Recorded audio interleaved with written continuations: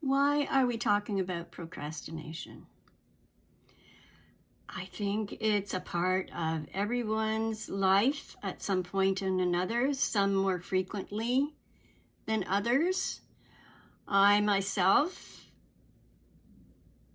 have procrastinated, as I'm sure a lot of you have too. And it's whether you have, you delay.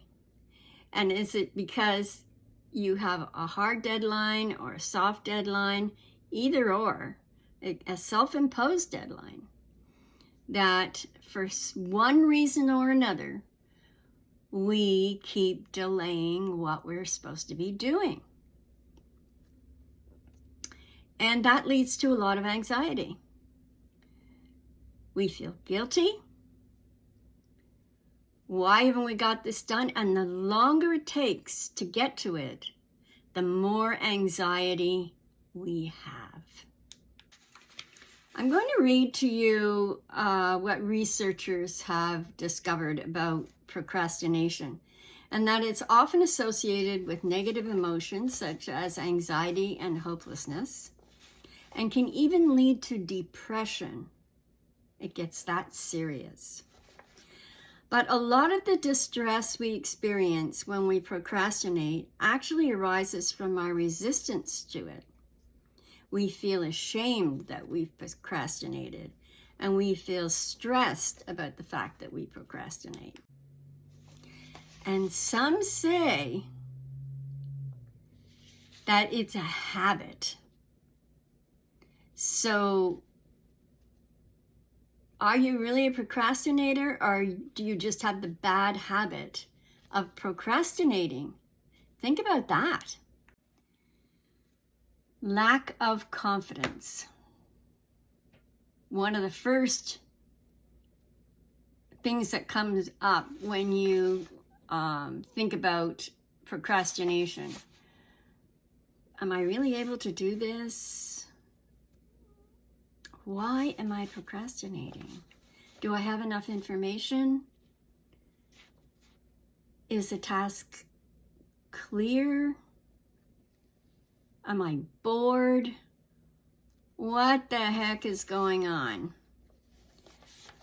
Again, if it's not clear to you what you have to do, then yes, you're going to procrastinate. So it's up to you, owner of this task, to determine what is involved. You need to ask people. Don't be afraid to ask questions. That is another fear I think we have, is that we're going to look stupid if we ask questions. We don't look stupid. We just want to know the facts. Or maybe you have to read more, research. I mean, you can find out anything, right, on Google these days. Maybe that's a solution for you. The task is scary. We're frightened to get started. Why is that?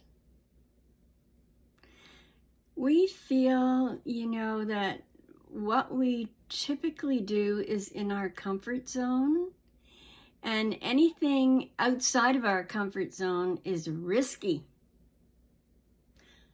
What happens when it's risky?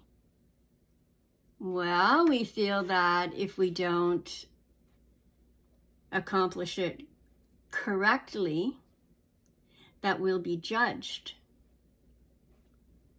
And maybe that's true, and maybe the judgment is just in our own minds.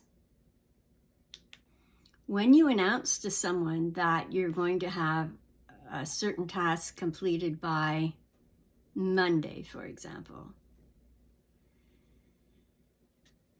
Friday rolls around and you think, oh gosh, I've got to get that done. Then something else comes up, or you invent some other task that needs to be done first. I do that all the time. When I started this YouTube channel, oh my gosh, I had every reason under the sun why I couldn't get started. I needed to do more research. Do I really know what I'm doing? Absolutely not. Finally, I just said, okay, I'm going to do it. And I ended up one day, I had planned on a specific day to do it. That day, plans changed, and I ended up having to drive my husband somewhere. On the way back, I started my YouTube channel by doing a car vlog, and just off the top of my head. So, you know, sometimes you just have to do it. The fourth reason could be because the task is so tedious, it's so boring, that you'd rather be doing anything else other than this particular task. That happens to me. I have a seamstress business going on the side here, even though I'm retired. I'm very involved in my community. I chair a publicity committee, and I have a seamstress business going on the side. I have 2 dogs to look after, a husband, a house. You know, I'm busy. And when something is extremely boring, I think, oh gosh, I should be doing something else. For example, I have 4 pairs of men's trousers that have to be altered, both legs, tapered. The waist has to be reduced, and the hem on the bottom has to be turned up. What could be more boring than that? There is not one creative anything in that task. So what I did was I broke it up. And that's maybe something you can do too. Instead of tackling the whole task at once, I broke it up into 3 pieces. Tapering the legs, and then I did something else for the next couple of days. Then I did the waistband by reducing the size of the waist. Then in another couple of days, I turned up the hem. So it did take me a little bit longer, but I didn't really have a hard date. I just had to have it completed whenever. But of course, they don't pay me until I complete the task. So there's some motivation there, although it's not, as I said, it's not creative. So maybe you can do that too. And sometimes it's just a matter of changing your scenery. Go out for a cup of coffee. Meet some friends. Have a drink. Socialize a bit. And sometimes just even changing your scenery helps in getting you motivated again when you get back. That's really all I have to say on procrastination. I mean, I did work in corporate Canada and corporate America, where most times the plans that I had to create were very unclear, because I worked in the IT industry, and salespeople would go out and sell the world for next to nothing.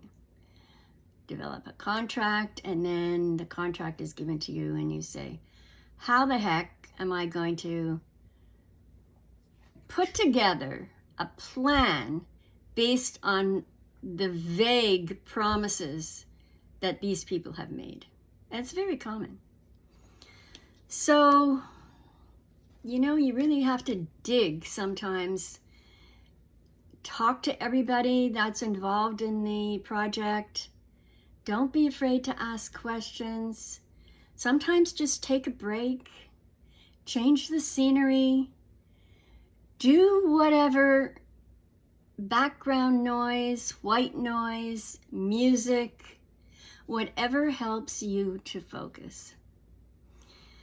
So I've shared my experience, and I would love to hear yours. How do you handle tasks that you keep putting off? What do you have a secret?